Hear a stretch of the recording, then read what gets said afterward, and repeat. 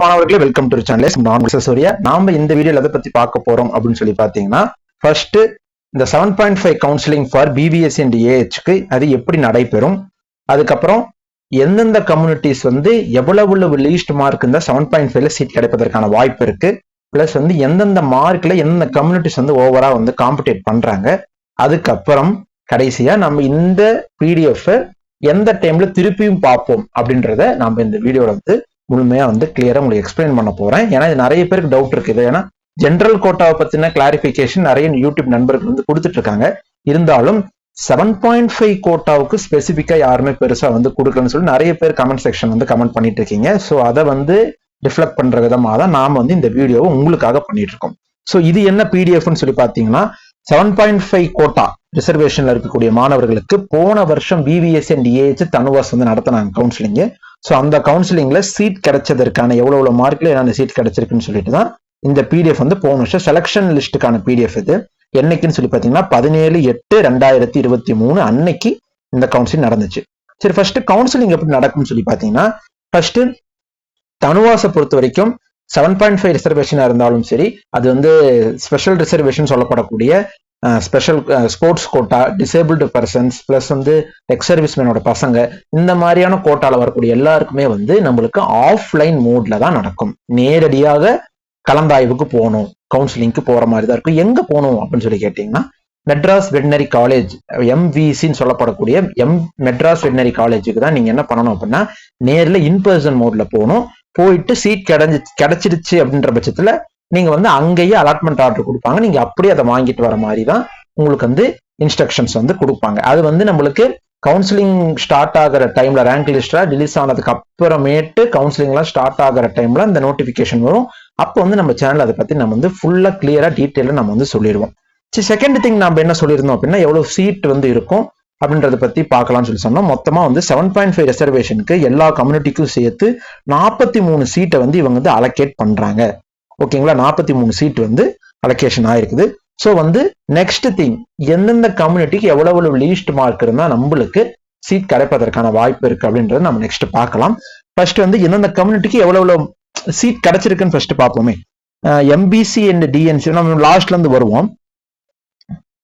எஸ்சிக்கு வந்து பாத்தீங்கன்னா 194.5 அந்த மார்க் வரைக்கும் வந்து போன வருஷம் ஃபர்ஸ்ட் ரவுண்ட் ஆஃப் 7.5 கவுன்சிலிங்ல வந்து கிடைச்சிருக்குது. அடுத்து வந்து பிசி கம்யூனிட்டிக்கு 195 அந்த ரேஞ்ச் வரைக்கும் வந்து சீட் கிடைச்சிருக்கு.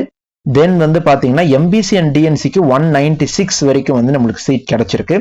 அதுக்கப்புறமேட்டு பாத்தீங்கன்னா எஸ்சிஏக்கு வந்து 197 வரைக்கும் கிடைச்சிருக்கு. தென் வந்து எந்த மற்ற பிசிஎம்க்கு, எஸ்டிக்கு இந்த மாதிரி வந்து சீட் வந்து அலோகேஷன் ஆகல. இன்ஃபேக்ட் வந்து கடந்த 2-3 வருஷமாவே எஸ்டின்னு சொல்லப்படக்கூடிய ஷெட்யூல்டு ட்ரைபல்னு வரக்கூடிய அந்த கம்யூனிட்டிக்கு வந்து சீட்ஸ் வந்து ஃபில்லே ஆகல. அந்த அளவுக்கு வந்து மார்க் எந்த மாணவர்கள் எலிஜிபிள் ஆகல அப்படின்றது ஒரு குறிப்பிடத்தக்க விஷயம். ஸோ இதுதான் நாம் வந்து இந்த வீடியோல பார்க்கக்கூடியது. நிறைய பேர் 7.5 ரிசர்வேஷன் இருக்கு, அதனால எனக்கு வந்து சீட்டு கிடைக்கிறதுக்கான வாய்ப்பு அதிகம் அப்படின்னு சொல்லி நினைக்கிறீங்க. முற்றிலும் வந்து தவறான ஒரு விஷயம். ஏன்னா வெறும் 43 சீட்டு தான். 7.5ல வந்து எக்கச்சக்கமான மாணவர்கள் இருக்காங்க. ஸோ வந்து அவங்க எல்லாருமே பயங்கரமா காம்படிட் பண்ணுவாங்க. இன்ஃபேக்ட் வந்து போன வருஷம் ஜென்ரல் கோட்டால எம்பிசிக்கு வந்து 195 மார்க்ல சீட் கிடைச்சிருச்சு ஜென்ரல் கோட்டா 92.5ல. ஆனா 7.5ல பாத்தீங்கன்னா எம்பிசிக்கு வந்து லாஸ்ட் சீட்டே வந்து 196 அப்படின்ற மார்க் தான் வந்து நம்மளுக்கு கடைசி மார்க்காவே இங்க இருக்குது.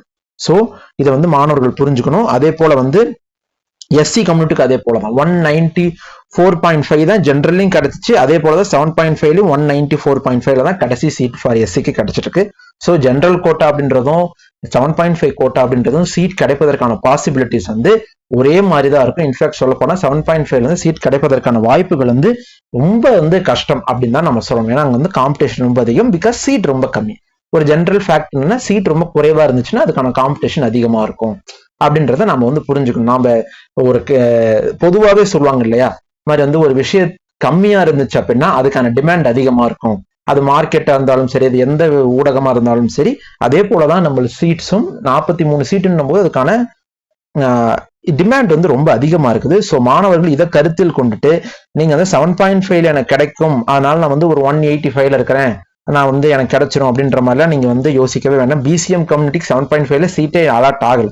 செகண்ட் ரவுண்ட்ல தான் உங்களுக்கு வந்து 190க்கு மேல வந்து சீட் அலாட் ஆயிருக்கும். ஸோ 7.5ல இருக்கிறவங்க 185 இருக்கு, 183 இருக்கு, 7.5ல இருக்கனால எனக்கு சீட் கிடைச்சிரும்ன்ற நம்பிக்கையில தயவு செய்து யாரும் இருக்க வேண்டாம். ஸோ நீங்க ஃபர்தரா இருக்கக்கூடிய மற்ற கோர்சஸ்க்கும் நீங்க என்ன பண்ணலாம், ட்ரை பண்ணலாம். சப்போஸ் இதுல வந்து பிடெக் அப்படின்னு ஒரு கோர்ஸ் இருக்கு, அதை வேணா நம்ம ஃபர்தரா வந்து நாம உங்களுக்கு சொல்லலாம். அந்த கோர்ஸை கூட நீங்க ட்ரை பண்ணி பார்க்கலாம்.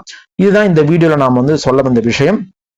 ஸோ திருப்பி ஒரு டைம் நான் உங்களுக்கு சொல்றேன், கவுன்சிலிங் ஆஃப்லைன் மோட்ல தான் நடக்கும். மெட்ராஸ் வெட்டினரி காலேஜுக்கு நீங்க நேரில் போகணும். தென் வந்து கம்யூனிட்டி வைஸா நம்ம இப்ப வந்து சீட்டு எந்த மாதிரி வந்து கிடைக்குது அப்படின்ற மாதிரி பார்த்தோம். கிட்டத்தட்ட 43 சீட்டை வந்து இந்த மாதிரி தான் நம்மளுக்கு என்னன்னா ஸ்பிளிட் ஆகி ஒவ்வொரு கம்யூனிட்டிக்கு கிடைக்குது. இன்ஃபேக்ட் பிசிஎம் எஸ்டி இந்த கம்யூனிட்டிக்கெல்லாம் சீட்டே ஃபர்ஸ்ட் ரவுண்ட் அலாட் ஆகாம செகண்ட் ரவுண்ட்ல தான் உங்களுக்கு வந்து 1-2 சீட் வந்து கிடைச்சிருக்குது. ஸோ இதுதான் வந்து நிலவரம். இந்த லிஸ்ட்டை நாம எப்ப திருப்பி பார்ப்போம் அப்படின்னு சொல்லி பார்த்தீங்கன்னா, திருப்பியும் ஆகஸ்ட் மந்த் நம்மளுக்கு கவுன்சிலிங் எல்லாம் வந்து அனௌன்ஸ்மெண்ட் கொடுக்கும்போது அப்ப ஃபர்ஸ்ட் யாருக்கு வந்து கவுன்சிலிங் நடக்கும்னா ஆஃப்லைன் மோட்ல நேரடி கலந்தாய்வு வந்து இந்த டிசேபிள்டு பர்சன்ஸ், அப்புறம் ஸ்போர்ட்ஸ் கோட்டா, அப்புறமேட்டு இவங்களுக்கு எக்ஸ் சர்வீஸ்மேன் பசங்க, இந்த மாதிரி இருக்கக்கூடிய கேட்டகரிக்கு ஃபர்ஸ்ட் வந்து நடந்து முடிஞ்சிடும். தென் அவங்களுக்கு அப்புறமேட்டு தான் நம்மளுக்கு வந்து 7.5க்கு வந்து கால்ஃபர் பண்ணுவாங்க.